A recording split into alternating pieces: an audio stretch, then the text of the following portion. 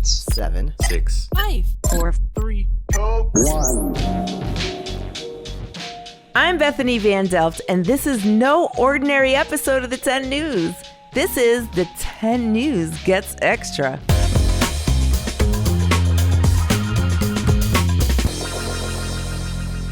Today's special edition is all about celebrating Women's History Month. You go, girl. You go, girl. You go, girl. Throughout the month of March, we've been highlighting women making history and honoring this year's theme, Valiant Women of the Vote, Refusing to be Silenced. Today, we'll break down what Women's History Month is all about and celebrate one very cool girl who's proving that you are never too young to make history, or herstory. Let's dive in.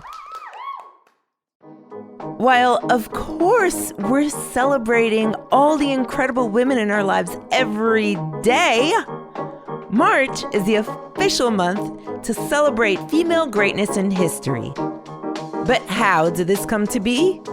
We have the answers for you with 5 fascinating facts about Women's History Month. Number 1.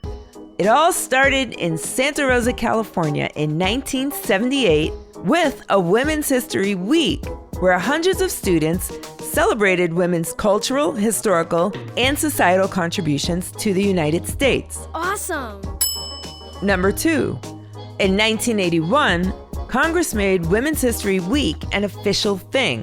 Then, in 1987, they declared March Women's History Month. Way to go! Number 3. Every year, the celebration has a special theme. This year, it's Valiant Women of the Vote, Refusing to be Silenced. Pretty fitting, since women voters just played a huge role in getting our first female vice president elected. Woohoo! Number 4, an especially big reason for the election's outcome was the work of incredible activist and all-around boss lady, Stacey Abrams. Her organization, Fair Fight, partnered with several groups across the state of Georgia to register 800,000 new voters. That's amazing. And number 5, many of those new voters were people of color under 30 voting for the first time. Whoa! Female leaders continuing the work of women activists before them. You absolutely love to see it. Thanks, Miss Abrams. Okay, now we know how Women's History Month came about and the importance of this year's theme. But how about the special kids out there making history today?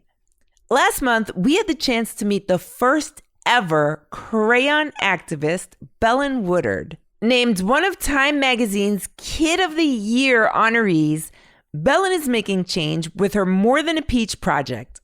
To celebrate her role in making history, here's the extended interview and all the great inspiration she has to share. My name is Bellen Woodard and I am 10 years old. Yes, I am so excited to hang out with the world's first crayon activist. So tell us the name of your project. My project is called Bellen's More Than Peach Project. And why is it called More Than Peach? When I was a bit younger, people would ask for the skin color crayon, and I knew that meant the peach crayon. And I didn't like that because it kind of made me feel not like sad, it didn't hurt my feelings. It just made me feel confused and disincluded. So one day I addressed the problem to my mother, and she suggested next time for me to hand over the brown crayon. But I didn't want to do that because I knew if I didn't like it, no one else would like it either. So instead I told her next time I'm actually going to ask what color they want because it could be a number of any colors.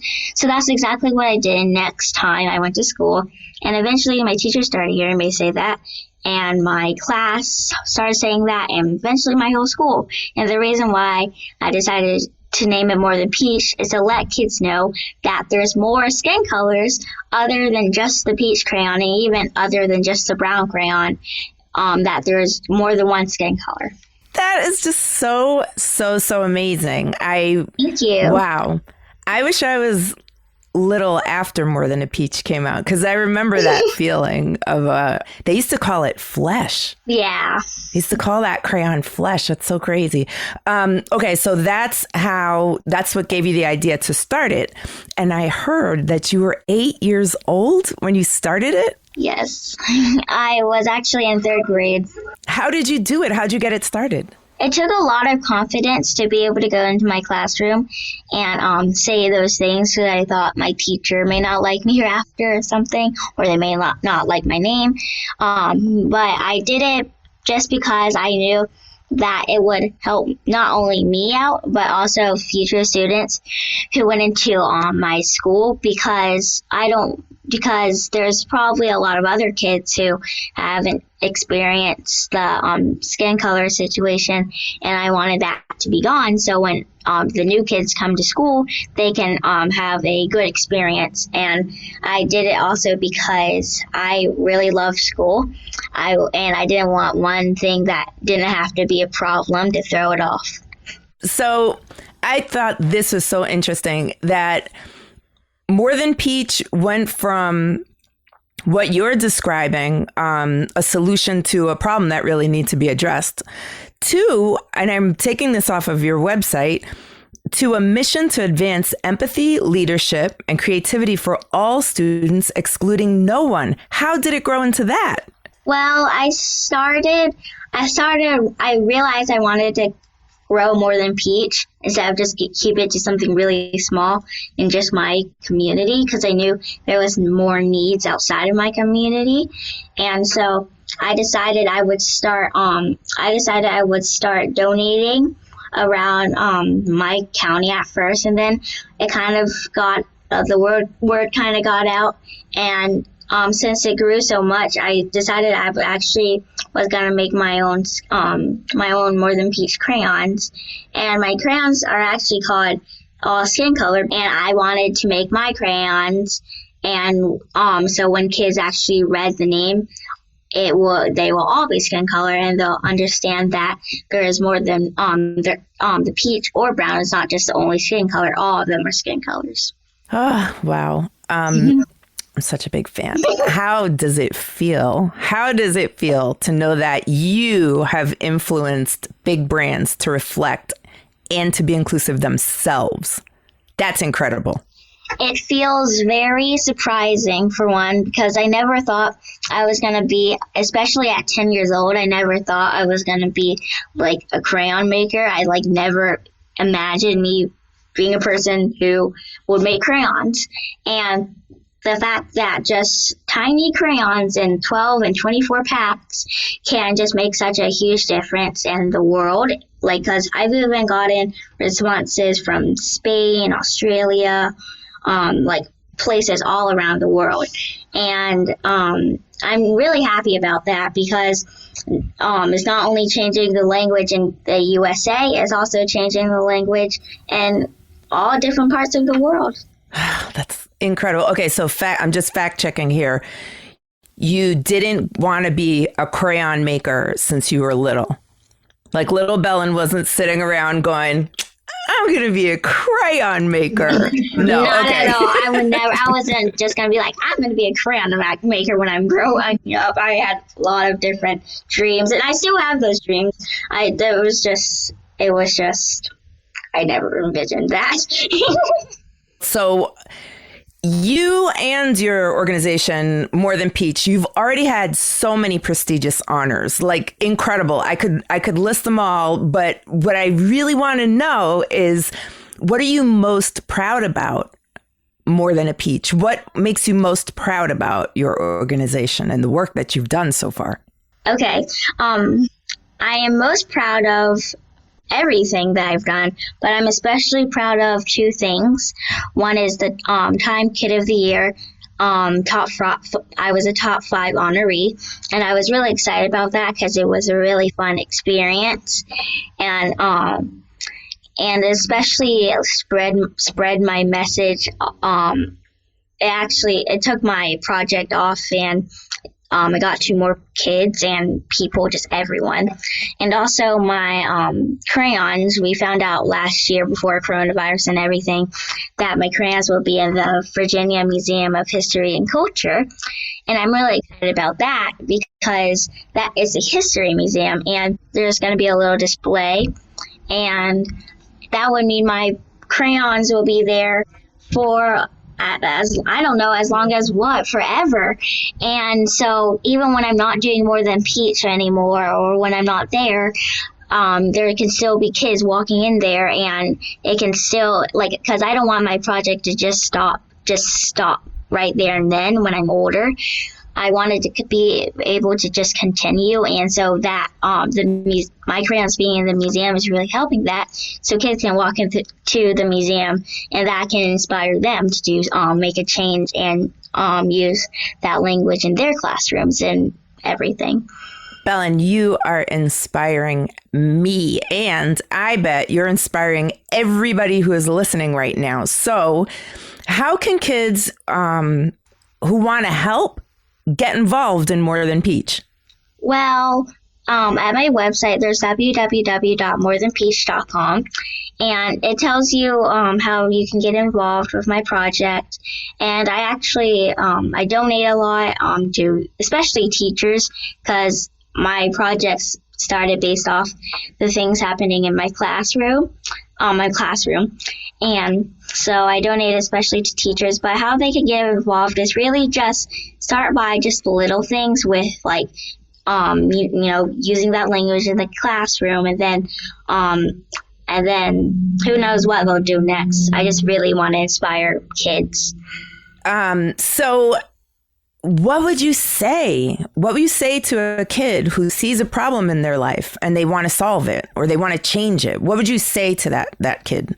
I always like to say, there's no coloring rule book, which basically means you can do anything you set your mind to. And if there's a problem and you see, it won't just disappear on its own without someone doing something about it. So you should use your voice for something, because it not only may help you, but it will also help a bunch of other people in the future.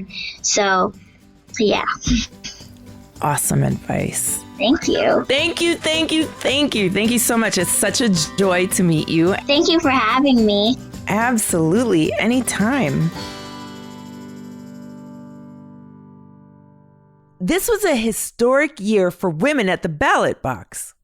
And while historians are sure to be writing about 2020 for decades to come, what really matters to music fans and historians right now is whether this year's picks for the Rock and Roll Hall of Fame will reflect this historic year for women. Which brings us to... What? What's the big idea? Trivia on the 10. Who was the first woman inducted into the Rock and Roll Hall of Fame? Was it A, Britney Spears, B, Aretha Franklin, or C, Beyonce? Did you guess it? The answer is B, Aretha Franklin.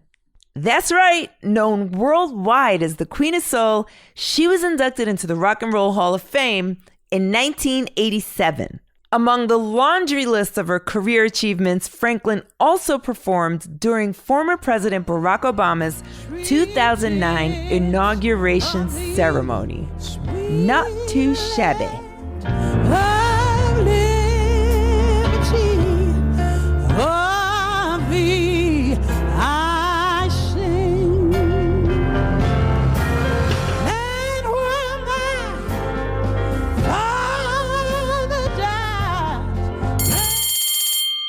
Time's up, but before we go, here's a quick note for the grown-ups. Want even more great content from the 10 News? Sign up for the 10 News newsletter, aka the 10 News letter.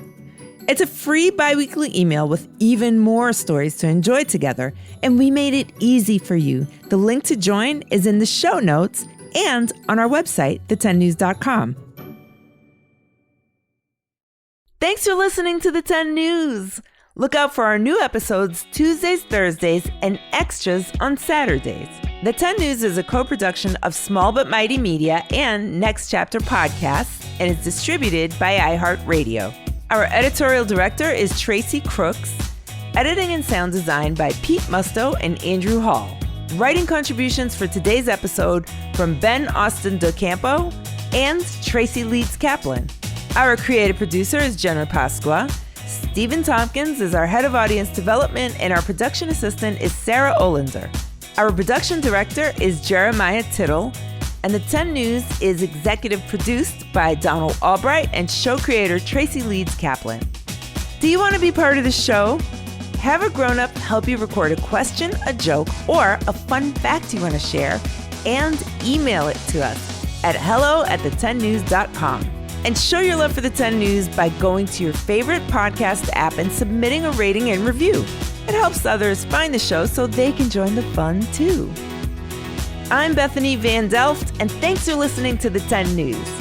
RESPECT, find out what it means to me.